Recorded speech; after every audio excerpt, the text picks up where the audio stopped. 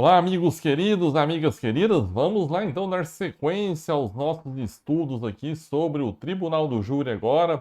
Nos blocos anteriores falamos tudo sobre os chamados sumário de culpa, a primeira fase do Tribunal do Júri, para que nesse bloco possamos ingressar então na segunda fase do julgamento pelo Tribunal do Júri, chamado iudicium causae ou julgamento da causa, e este é o tópico desse bloco agora, que a gente inicia, portanto, a segunda fase do Tribunal do Júri. Nos dois blocos anteriores, trabalhamos de forma bem aprofundada os temas pronúncia, impronúncia, desclassificação e absolvição sumária. Superada essa fase, então, vamos para a segunda etapa do Tribunal do Júri e já coloco a lousa na tela para vocês, o iudicium causae, a segunda fase, também chamado de julgamento da causa. Bom, aqui a gente inicia essa fase com a preparação do processo para julgamento. E como funciona essa preparação do processo para o julgamento? Veja que estabelece o artigo 421 do Código de Processo Penal. Preclusa a decisão de pronúncia, o feito é remetido ao juiz presidente do Tribunal do Júri. Então, precluiu a pronúncia. O que é precluir a pronúncia? Transitou em julgado a decisão de pronúncia. O juiz pronunciou o caso, pronunciou o acusado, determinou a remessa do feito a julgamento perante o Tribunal do Júri, ou ninguém recorreu, ou o recurso já foi julgado, foi negado o provimento, manteve-se a pronúncia, precluiu, portanto, essa decisão de pronúncia, remessa do feito ao juízo presidente do Tribunal do Júri. Isso é o que preconiza o artigo 421 do Código de Processo Penal. Bom, e aí, o que acontece? A gente avança para a fase do artigo 422, que é uma fase importantíssima. Eu brinco que é uma fase ingrata, porque o operador do direito, seja o promotor, seja o advogado, ele vai fazer uma manifestação ali normalmente de 2, 3 linhas, não páginas, uma página só, 1, 2, 3 linhas, arrola testemunha apenas, vai requerer uma ou outra diligência, se for o caso, mas é uma peça processual que o profissional sério, o profissional que trabalha com zelo no Tribunal do Júri, ele gasta um tempo absurdo para poder elaborá-la. Por quê? Porque ele precisa analisar nessa fase o procedimento inteiro, o processo inteiro, para saber qual requerimento ele vai formular, conforme vocês vão perceber aqui. Então, como funciona essa fase? Fase do artigo 422 do Código de Processo Penal. As partes, no prazo de 5 dias, vamos colocar aqui com essa letra, elas vão poder fazer o que nessa fase? Arrolar testemunhas e juntar documentos e solicitar diligências. Vão poder arrolar testemunha, juntar documentos e solicitar diligências. Primeiro aspecto importante ser considerado aqui: quantidade de testemunhas nessa fase, 5. 5 testemunhas nessa fase. Rodrigo, como é que é isso? Sim, 5. Por quê? Cuidado, hein? Lá na denúncia, no rito do júri mesmo, no rito do júri, na primeira fase, lá no sumário de culpa, vamos lembrar, nós podemos arrolar ali 8 testemunhas, até 8 testemunhas por fato. No júri propriamente dito, para serem ouvidas em plenário, nós podemos arrolar até 5 testemunhas por fato. Então, cuidado, que é essa diferença aqui. Vejam, no mesmo procedimento, em uma fase você pode rolar até 8 testemunhas, na fase seguinte, na segunda fase, você pode rolar apenas o máximo de 5 testemunhas apenas. Então, já cuidado com essa diferença nessa fase. Outra observação importante sobre essas testemunhas. Essas testemunhas arroladas nessa fase do Tribunal do Júri não precisam ser necessariamente aquelas que foram arroladas na primeira fase, lá por ocasião do sumário de culpa, no oferecimento da denúncia ou na resposta escrita com relação às testemunhas arroladas pelo acusado. Então podemos ter aqui testemunhas novas. Eu posso arrolar na fase do 422 uma testemunha que não foi ouvida no processo ainda, sem problema algum. Não há nenhuma proibição que eu arrole uma testemunha chamada de testemunha inédita para o feito. Uma testemunha nova que não foi ouvida ainda, ela poderá ser ouvida pela primeira vez lá no plenário, lá por ocasião do julgamento pelo Tribunal do Júri. Nessa fase do 422 também é o momento em que a parte, tanto o Ministério Público quanto a Defesa, as partes poderão juntar documentos e solicitar diligências. Com relação à juntada de documentos, apesar da lei prever essa possibilidade nessa fase, não se opera aqui a preclusão, porque você pode juntar documentos novos, segundo o artigo 479 do CPP que a gente vai estudar, desde que você observe o prazo de 3 dias úteis anteriores ao julgamento, com ciência à parte contrária, dando ciência à parte contrária. Então você pode juntar documentos no 422, mas se você não juntar aqui, não há muito prejuízo, porque você pode juntar até esse prazo do artigo 479.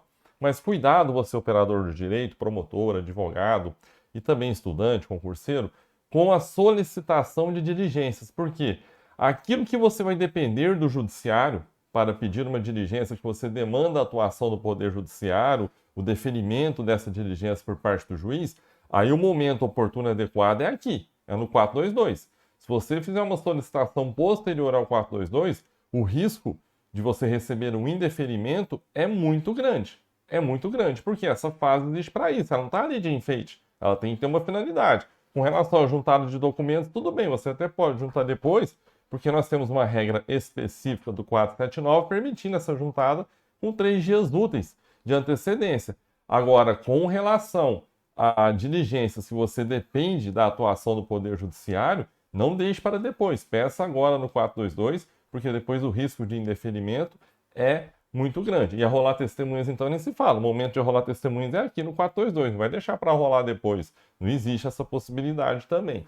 Então, por isso que eu digo, essa fase do procedimento do júri, aqui uma dica prática também para quem atua na área criminal, na área do júri, é uma fase que demanda um cuidado muito grande do operador do direito. Ele não pode deixar passar aquela solicitação de diligência que ele depende do judiciário, não pode deixar passar a oportunidade de rolar uma testemunha importante. Por isso que, apesar de ser uma manifestação tecnicamente simples de ser elaborada, por exemplo, se você não tem nenhuma diligência a ser pedida, mas você só vai descobrir que você não tem nenhuma diligência estudando o processo inteiro, certo? Você não vai saber que você não vai precisar se você não rever ali o processo inteiro, estudar o processo inteiro.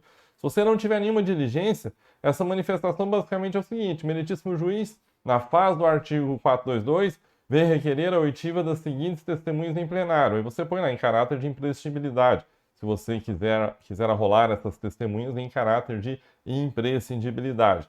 E aí você coloca ali o seu rol de testemunhas. Nestes termos, pede deferimento, aguarda deferimento, ponto, acabou a manifestação.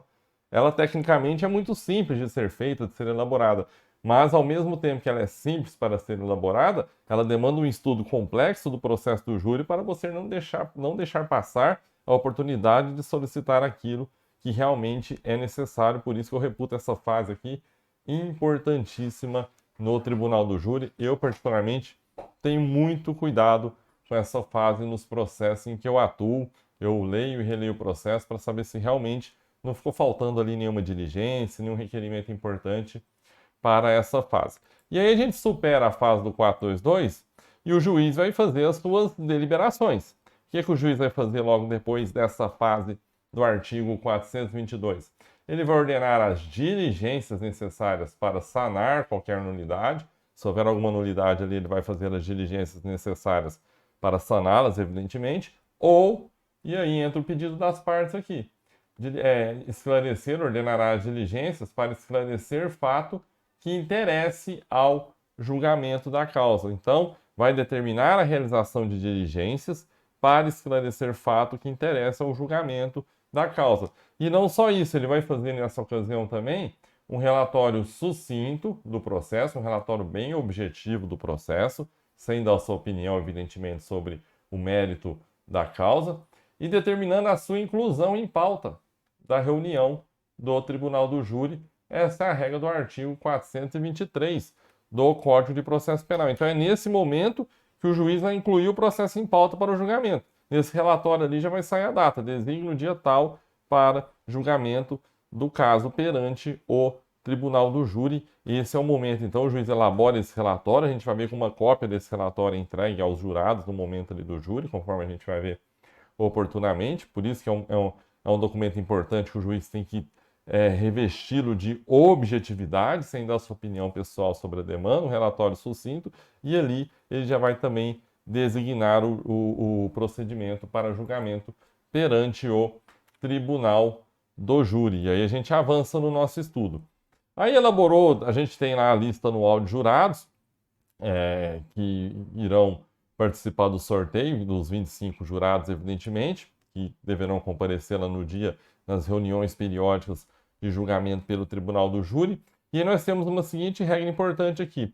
O jurado que tiver integrado o conselho de sentença nos 12 meses que antecederam a publicação da lista geral, fica dela excluído. O jurado que tiver integrado o conselho de sentença nos 12 meses que antecederam a publicação da lista geral, fica dela excluído. Então, o que quer dizer essa regra aqui, meus amigos? Percebam, o jurado que participou do conselho de sentença.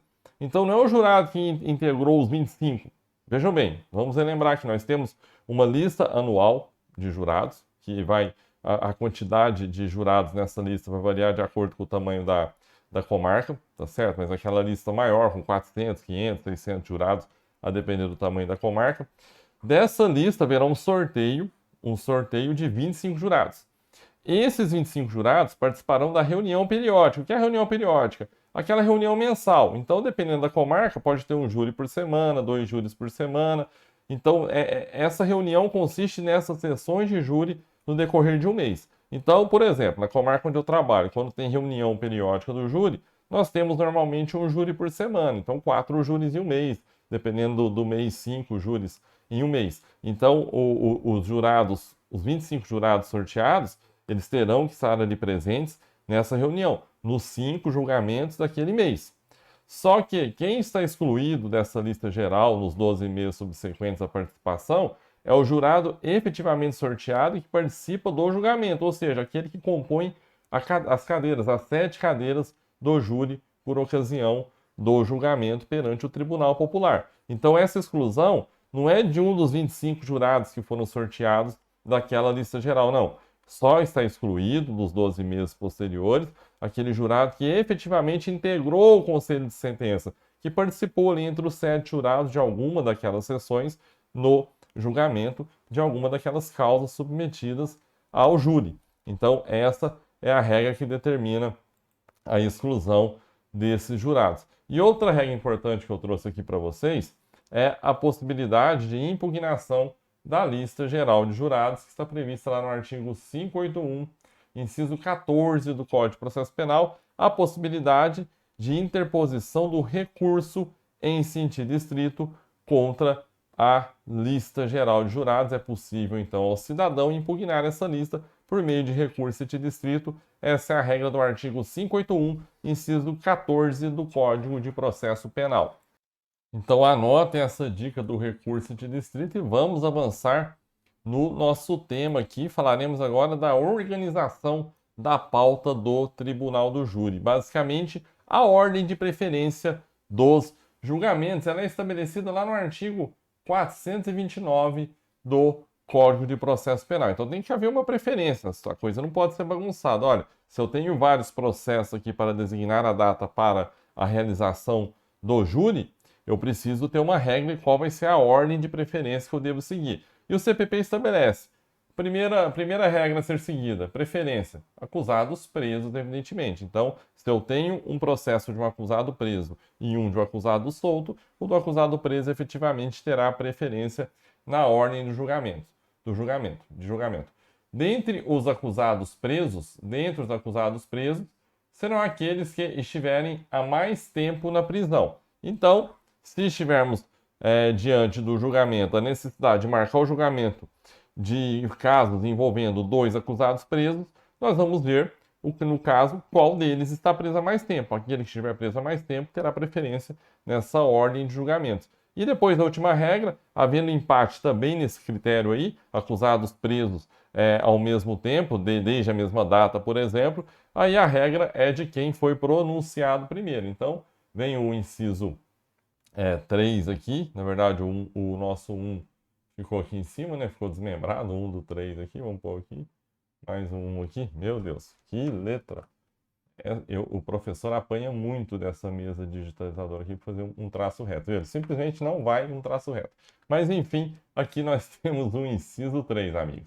em igualdade de condições os precedentemente pronunciados. Então, havendo igualdade de condições aqui, primeiro, aquele que foi pronunciado primeiro terá preferência nessa ordem de julgamentos. Então, essa é a ordem estabelecida pelo 429 do CPP, primeiro acusados presos, dentre os presos aqueles que estiverem há mais tempo na prisão e em igualdade de condições os precedentemente pronunciados, ok? Vamos falar agora rapidamente também da habilitação do assistente de acusação prevista no artigo 430 do CPP. A habilitação do assistente deverá ocorrer até 5 dias antes da data da sessão. Então, você, assistente de acusação, se você tem interesse em participar daquela sessão de julgamento pelo Tribunal do Júri, é imprescindível que você faça o seu requerimento de habilitação até 5 dias antes da data da sessão, ok? E aí a gente avança para o artigo 432 do Código de Processo Penal, que trata do sorteio do jurado. Agora o sorteio dos 25, que eu falei para vocês já, que atuarão na reunião periódica, que é o mês do ano em que serão realizadas as sessões. Esse sorteio, meus amigos e minhas amigas, ele deve ser realizado entre o 15º dia e o 10º dia útil antecedente à instalação da reunião. Então, você pega a data de instalação da reunião e esse sorteio tem que ocorrer entre o 10º e o 15º dia útil antecedente ao início, à instalação dessa reunião, que gerará então o sorteio dos 25 jurados que poderão integrar ali o conselho de sentença por ocasião do julgamento perante o Tribunal do Júri. Avançando também, o jurado ele é responsável criminalmente, nos mesmos termos em que o são os juízes togados, até porque eles são juízes também, são juízes ali da causa naquele momento, não são juízes de carreira, não são juízes concursados, porém são considerados juízes para todos os efeitos legais naquele momento ali do julgamento perante o Tribunal do Júri. E agora, meus amigos, eu quero falar com vocês sobre uma regra muito importante que gera muita confusão, muita pegadinha em concurso, que é a composição do Tribunal do Júri. Composição do Tribunal do Júri e do Conselho de Sentença. Por que eu chamo a atenção de vocês? Vejam essa regra. O Tribunal do Júri, ele é composto, vejam bem, por um juiz togado e 25 jurados que serão sorteados dentre os alistados, dentre aqueles constantes da lista geral de jurados. E 7 deles vão constituir o quê? O Conselho de Sentença. 7 vão constituir o Conselho de Sentença. Porque vem aqui comigo. Por que eu chamo a atenção de vocês aqui? Pegadinha clássica de concurso. Porque a gente vislumbra o Tribunal do Júri ali na hora do julgamento, o promotor falando, a defesa defendendo, a reunião, a votação de quesitos. E o que a gente vê naquele momento ali? Um juiz togado e 7 jurados. 7. E aí na hora da prova a gente marca, o Tribunal do Júri, qual que é a composição do Tribunal do Júri? Qual que é a composição? Um juiz togado e 7 jurados. Não é. O CPP é expresso nesse sentido, que o Tribunal do Júri é composto pelo juiz togado e por 25 jurados. Desses 25, 7 serão sorteados para compor o Conselho de Sentença. Mas a composição do Tribunal do Júri, ela é de um juiz togado e 25 juízes jurados, na verdade, 25 jurados. Então, não são 7 jurados, são 25 que compõem o Tribunal do Júri. 7 são sorteados para compor o Conselho de Sentença. Então, cuidado para não errar isso em prova, tá certo? Vai lá ver as questões de múltipla escolha. Não, o júri é composto por 7, não. O Tribunal do Júri, segundo disposição expressa do CPP, é composto pelo juiz togado e por 25 jurados.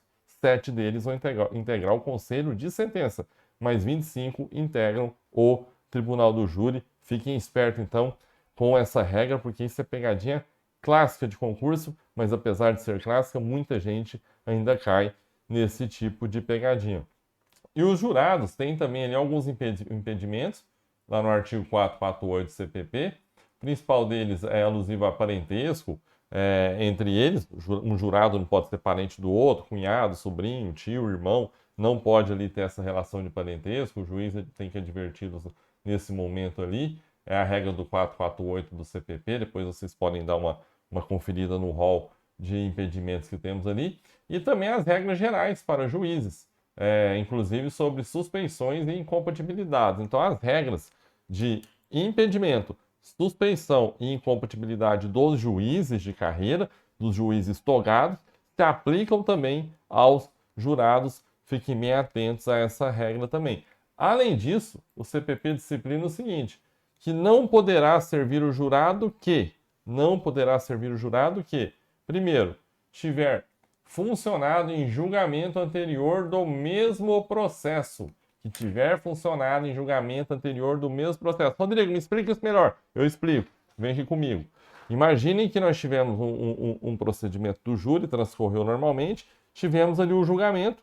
Eu, Rodrigo, participei como jurado. Fui lá, fui jurado, votei pela condenação, pela absolvição, enfim. Dei meu voto lá, participei do julgamento, integrei o conselho de sentença daquele tribunal do júri. E aí o que acontece? Por alguma razão, esse julgamento foi anulado pelo tribunal. O tribunal mandou fazer outro julgamento, mandou fazer um novo julgamento. Olha, aqui houve uma nulidade, ou uma nulidade por um defeito formal, ou uma nulidade pelo fato de o tribunal reconhecer que o julgamento foi manifestamente contrário às provas dos autos. Nesse caso, lembrando que só pode ocorrer o único recurso, o único julgamento de apelação por esse motivo. Enfim, esse julgamento foi anulado. Eu, Rodrigo, que participei do júri anterior, estou impedido de participar do novo julgamento. Então, essa é a primeira regra que a gente está estudando aqui. E a gente avança para no caso de concurso de pessoas. Concurso de pessoas, aquele jurado que integrou o conselho de sentença que julgou o outro acusado. Rodrigo, me explica isso também. Eu explico, vem aqui comigo. Imagine um cenário de concurso de agentes, mas que por alguma razão o processo para os dois, vamos trabalhar com dois aqui para ficar mais fácil, dois acusados, por alguma razão o processo dos dois não caminhou junto. Imagine que um dos réus foi localizado, o processo transcorreu normalmente, ele foi pessoalmente citado, tudo belezinha, mas o outro não foi localizado, ele foi citado por edital, o processo ficou suspenso no artigo 366, aí o do réu que foi citado normalmente teve que andar, não dá para ficar esperando a localização do corréu. Então imagina, o acusado A e o acusado B. O acusado A teve seu processo normal, transcorreu normalmente. O B foi citado por edital. O processo do A não vai ficar esperando a situação do B ser resolvida. Vai ter que desmembrar, o A vai ser submetido a julgamento e o B vai ficar aqui esperando ele ser localizado. E aí o A foi julgado. O A foi julgado e o B foi localizado. Então o A já foi submetido a julgamento e o processo do B está aqui, patinando ainda, voltando a ter o seu curso normal. Eu, Rodrigo, participei do julgamento do réu A, na condição de jurado, fui jurado, no caso do réu A. O que acontece? Quando o processo do réu B chegar lá no julgamento perante o tribunal do júri, eu, Rodrigo, que fui jurado no julgamento do processo do réu A, não poderei integrar o conselho de sentença referente ao réu B. Por quê? Porque é um caso de concurso de agentes. Se eu participei do julgamento de um dos autores, eu não poderei participar do julgamento do outro, do coautor ou do partícipe. Agora, se eles forem julgados juntos, evidentemente vai ser um julgamento único, não há problema nenhum. Eu, Rodrigo, na condição de jurado, posso ali julgar os dois, mas no mesmo ato, no mesmo julgamento, na mesma sessão plenária. O que eu não posso é julgar os dois em sessões diferentes. Eu julguei o réu A hoje, fui para casa, descansei, repensei a situação toda, e depois, daqui um tempo, daqui meses, daqui um ano, daqui 2 anos, daqui meses não, porque eu tenho aquele prazo de 12 meses, né? Mas depois do ano seguinte, eu sou sorteado de novo e vou lá julgar o réu B. Não pode, o CPP impede esse tipo de situação, veda esse tipo de situação. E uma outra proibição é o julgamento proferido por aquele jurado que tiver manifestado prévia disposição para condenar, mas não só condenar, hein? Absolver também, condenar ou absolver o acusado. Então é aquele caso do jurado que, mediante uma conversa com terceiras pessoas, já deixa claro ali, não, aquele caso do réu fulano, se eu for jurado, eu chego lá, eu absolvo.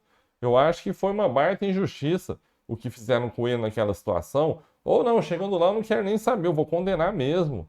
bandido, tem que ser preso, vou condenar de todo jeito. Então, ele já teve ali uma prévia manifestação no sentido de que vai condenar ou absolver aquele acusado. Esse jurado também estará impedido de participar do julgamento, ok? Então vamos avançar no nosso tema aqui. Os jurados excluídos por impedimento, suspeição ou incompatibilidade, apesar disso, eles serão considerados para a constituição do número legal exigível para a realização da sessão. E qual o número legal? Vou explicar isso em bloco que fica mais fácil, mais didático. O número legal é de pelo menos 15 jurados. O número legal é de pelo menos 15 jurados. Vamos explicar essa regra aqui. Bom, lembre-se, o júri ele tem que ser composto pelo juiz togado e por 25 jurados. A gente pega aquela lista geral grandona lá de vários jurados e vai ter um sorteio de 25, certo? Desses 25, para que a sessão plenária seja iniciada, para que haja ali o sorteio dos 7 que vão compor o conselho de sentença, nós precisamos ter pelo menos 15 jurados presentes ali no ato. Nós precisamos ter pelo menos 15 jurados presentes ali no ato. Vou colocar na tela para vocês aí visualizarem um pouco melhor. Já até sublinhei aqui, vamos sublinhar de novo. 15 jurados, é o quórum. Se eu não tiver esses 15 jurados, se eu não tiver presentes ali esses 15 jurados, pelo menos, não vai haver instalação da sessão. Não vai haver sorteio dos 7 jurados. Então, para que a sessão seja instalada, eu preciso de pelo menos 15 jurados. Porém, presta atenção nessa regra, porque também é fácil. A gente tenta ir um pouco pela lógica e acaba caindo em pegadinha de concurso. Nesse número de 15 jurados que eu preciso ter para o sorteio, eu posso incluir os jurados impedidos ou os que não poderão participar por incompatibilidade ou também por suspeição. Então, se tiver algum jurado ali que se enquadra numa situação de impedimento, suspeição ou incompatibilidade, apesar de ele não poder integrar o conselho de sentença, apesar desse jurado não poder integrar o conselho de sentença, ele poderá ser contado como número para integrar ali, para a gente preencher aquele número de 15 jurados necessários para a instalação da sessão. Então, essa é a regra contida no CPP, no artigo 451. Vou ler de novo para vocês aqui, olha. Os jurados excluídos por impedimento, suspeição ou incompatibilidade serão considerados para a constituição do número legal exigível para a realização da sessão. E qual que é o número legal para a instalação da sessão? 15 jurados, conforme o artigo 463 do CPP. E o artigo 452 traz uma regra aqui que eu trago só para conhecimento de vocês mesmos e eventualmente se isso for cobrado em prova, mas é uma regra praticamente inexequível na prática, que é a seguinte: o mesmo conselho de sentença poderá conhecer mais de um processo no mesmo dia, mas para que isso ocorra, o que é necessário? Necessita-se da aceitação das partes e novo compromisso dos jurados. Então tem que ter a aceitação das partes, ela tem que concordar que aquele conselho de sentença vai participar, vai julgar mais de um processo no mesmo dia e novo compromisso. Então os jurados prestam compromisso ali no começo do julgamento, eles têm que prestar compromisso de novo se eles forem julgar uma segunda causa no mesmo dia. Isso é praticamente inimaginável. O júri é um procedimento muito trabalhoso, muito desgastante, muito cansativo. Normalmente leva o dia inteiro, às vezes até mais de um dia. Então é praticamente inimaginável você pensar em julgamento, em 2 julgamentos no mesmo dia. A não sei que a pauta esteja muito sobrecarregada, o juiz pega ali 2 casos de tentativa simples ali, que não demande maior complexidade. Se o promotor e a defesa já anteciparam que não vão querer ouvir testemunhas no plenário, vai ser um júri bem rápido, tudo bem, mas na prática eu nunca vi isso acontecer e acho que sinceramente nunca vou ver, porque realmente o procedimento do júri ele é custoso, ele é demorado, ele é complexo, não é tão simples assim, aquela chamada de jurados, sorteio do conselho de sentença, tomar compromisso, entregar a cópia da pronúncia, relatório para que eles deem aquela lida anterior ali, produção de provas em plenário, interrogatório, oitiva de testemunha, se as partes insistirem na oitiva de testemunha ali no ato. Então, o procedimento, depois votação, explicação dos quesitos aos jurados, votação, tudo que a gente vai estudar aqui, é praticamente inimaginável que um conselho de sentença consiga integrar realmente 2 julgamentos no mesmo dia. Mas o CPP tem essa previsão e, se isso ocorrer, as partes têm que concordar com isso e os jurados eles deverão ser submetidos a novo compromisso, deverão prestar compromisso de novo com relação ao segundo julgamento. Então, essa é a regra do artigo 452 do CPP, tá certo? E aí a gente avança para a reunião das sessões do Tribunal do Júri. E aqui, regra do artigo 457 do CPP, que o julgamento não será adiado pelo não comparecimento do acusado solto, do assistente ou do advogado do querelante, evidentemente, se o advogado do réu não comparecer, não tem júri, que tiver sido regularmente intimado. Então, se o acusado solto, o assistente, o advogado assistente, o advogado querelante, intimados não comparecerem, o julgamento não será adiado. Cuidado com isso, hein? O acusado, o próprio acusado, se ele estiver solto, ele for intimado para comparecer ao julgamento pelo Tribunal do Júri e não comparecer, nós teremos julgamento mesmo assim. O julgamento não será adiado. Isso o acusado solto. O preso tem um regulamento específico que eu já vou explicar para vocês. Mas o acusado solto, ele foi regularmente intimado. Ele tem a opção de não ir ao júri. Ele tem a opção de chegar lá, ficar em silêncio e tem a opção de simplesmente não ir. Vai ter julgamento na ausência do acusado, tranquilamente, sem problema algum. Já participei de júris aqui, se é uma regra aplicável na prática, o que antigamente era inimaginável. Antes de 2008, essa regra não poderia, não havia essa previsão, mas agora não, agora é absolutamente normal a realização de plenários, de sessão plenária do Tribunal do Júri, sem a presença do acusado. Ele está solto, foi intimado, não quis comparecer, sem crise. Ele pode até ser intimado por edital, na verdade, caso não tenha havido a localização dele, desde que ele tenha sido regularmente citado lá atrás, citado pessoalmente ou por hora certa, enfim. Mas é possível, sim, hoje há essa previsão do acusado solto simplesmente não comparecer ao seu julgamento. O importante é que ele seja realmente intimado para o ato.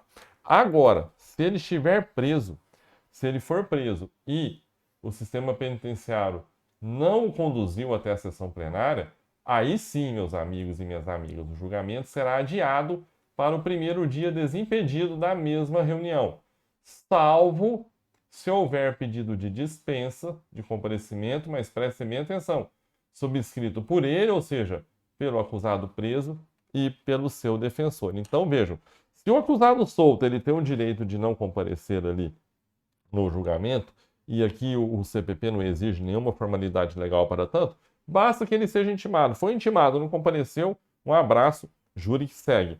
Com relação ao acusado preso, em razão da sua condição de réu preso, o CPP estabeleceu um cuidado maior.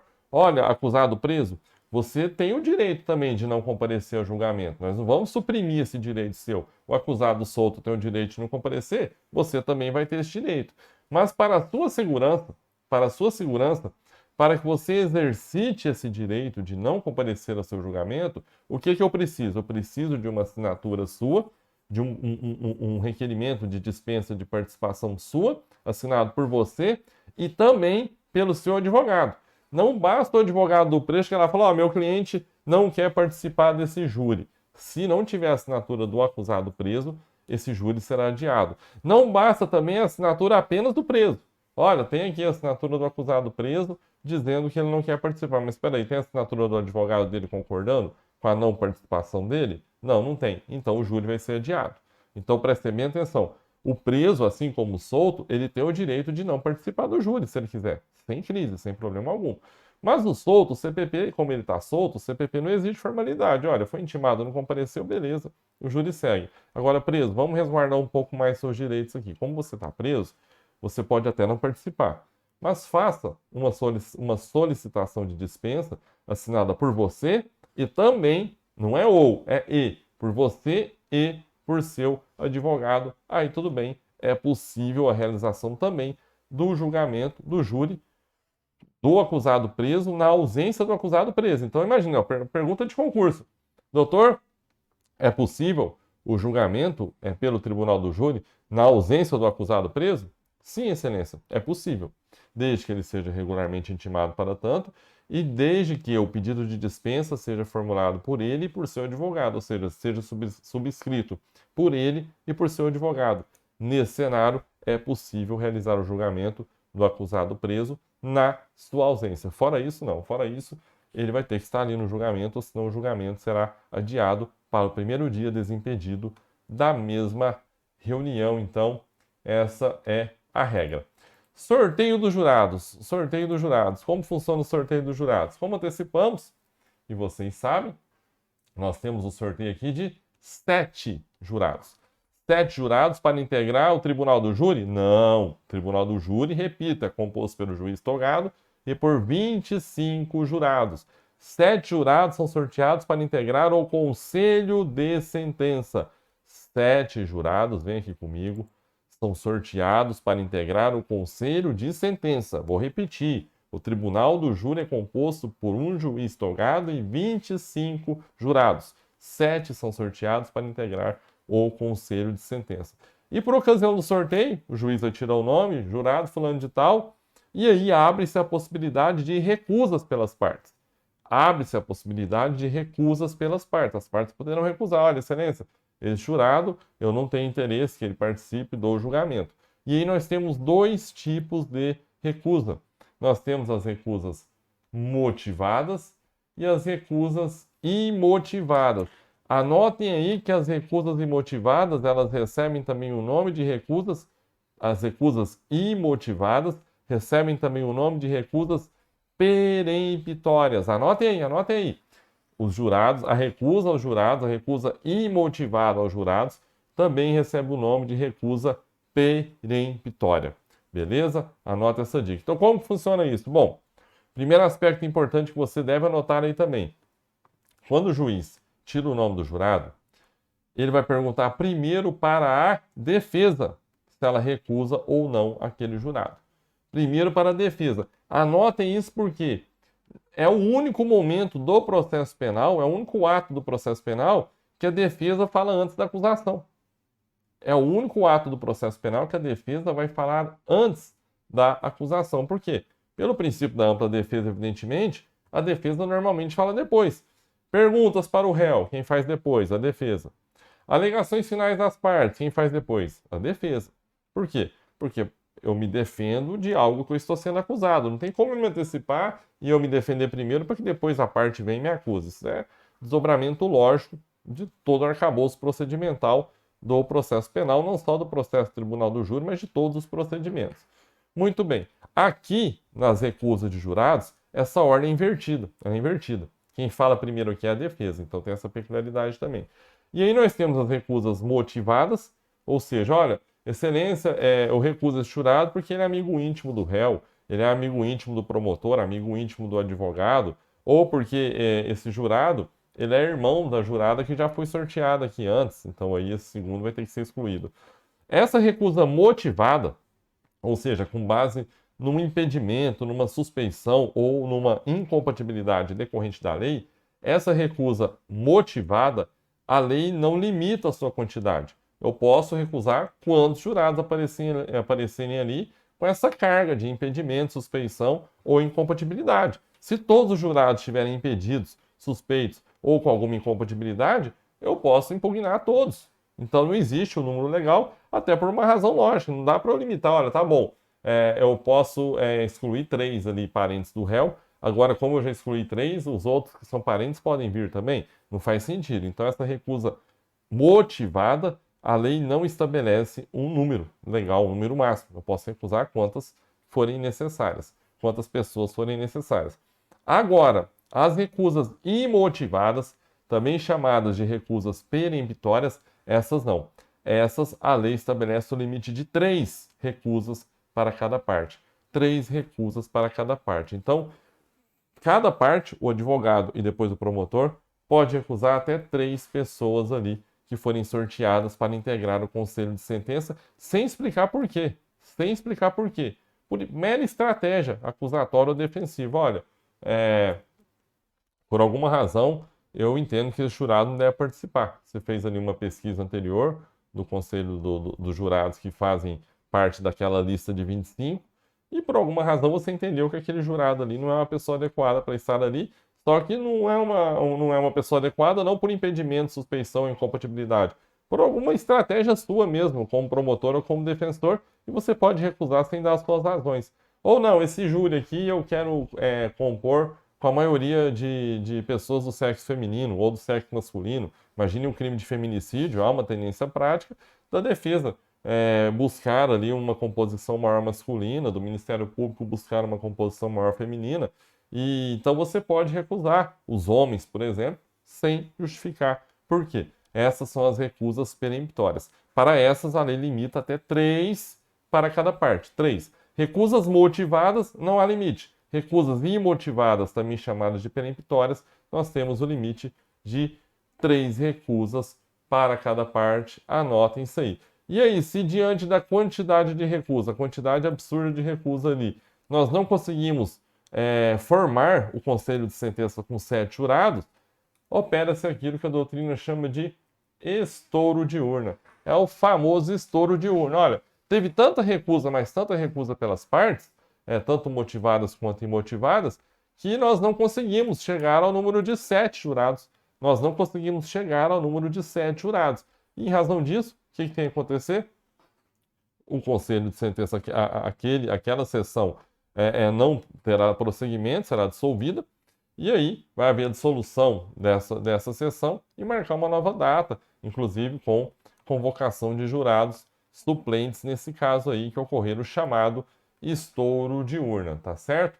Então, é assim que funciona. E como último ato desse bloco que quero trazer para vocês aqui é o seguinte: tá, aí deu certo, não houve estouro de urna, os jurados foram sorteados, formamos um conselho de sentença com 7 jurados, graças a Deus, não vamos perder esse júri, perder no sentido dele não ser realizado, tá certo? Não vamos perder esse júri, vai ter júri, esse júri vai ser realizado, porque ninguém quer que o júri seja remarcado. Você se prepara para estar ali, você faz um estudo prévio muito forte, você não dorme direito na noite anterior para chegar ali e ter um estouro de urna. É muito triste quando acontece isso. Então a gente quer que o júri se realize, evidentemente. Formamos o conselho de sentença, graças a Deus formamos o conselho de sentença.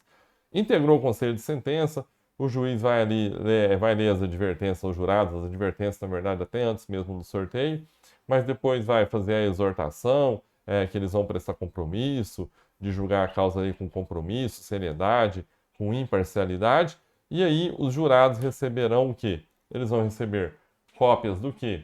Da pronúncia, ou, se for o caso, das decisões posteriores que julgaram admissível a acusação, e do relatório do processo. Lembra do relatório lá do artigo 421 do CPP? Então percebam, formamos o conselho de sentença, os jurados receberão cópias disso, da pronúncia ou das decisões posteriores que julgaram admissível a acusação e do relatório.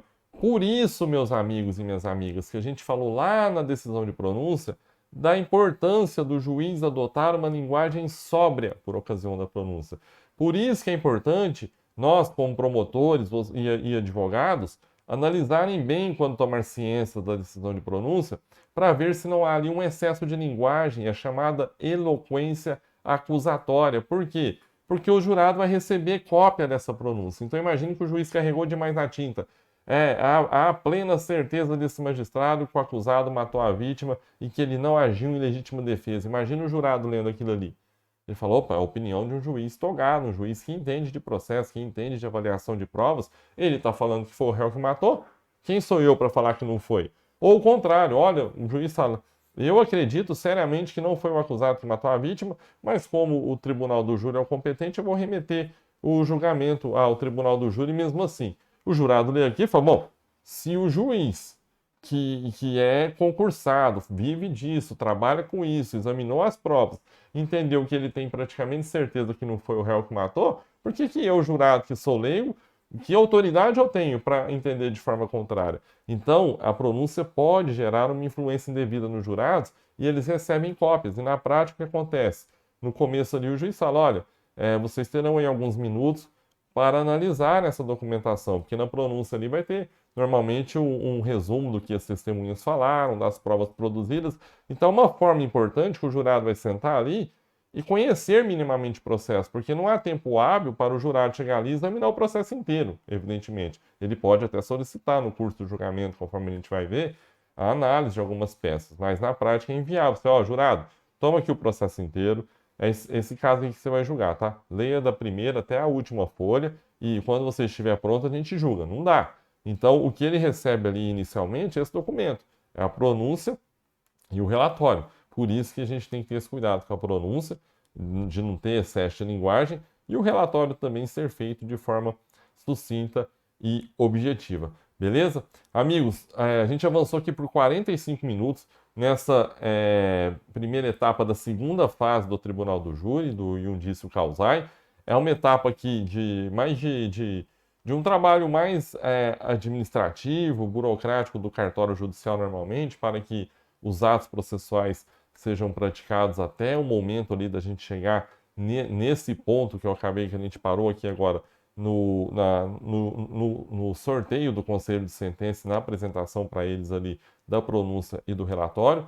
A fase seguinte é a instrução em plenário, debates e julgamento. Então a gente vai parar aqui para começar um novo vídeo sobre essa parte mais instrutória, de instrução, debates e julgamento. Aí sim, com bastante informação interessante aqui. Essa primeira etapa da segunda fase do Tribunal do Júri não tem jeito. É essa parte realmente mais burocrática para vocês entenderem minimamente como que é a preparação do feito até o julgamento perante o Tribunal Popular. Então, existe a importância da gente analisar isso. Eu trouxe os principais aspectos. Depois vocês não deixem de dar uma conferida, principalmente em véspera de prova. Dá uma lida no CPP lá, que traz as regras com relação à lista anual de jurados, como que funciona esse sorteio, o número de acordo com a quantidade de habitantes em cada comarca e mais nos regramentos ali mais burocráticos, digamos assim, atribuíveis ao cartório da vara do júri, da vara criminal do júri, para que o processo chegue até esse ponto onde nós já estamos aqui, tá certo? Então a gente dá uma paradinha aqui agora e volta na sequência com a instrução em plenário, debates e julgamento pelo Tribunal do Júri e também vamos trazer aqui as regras alusivas ao desaforamento. Muito obrigado pela companhia até aqui, amigos e amigas. Até a próxima. Um grande abraço.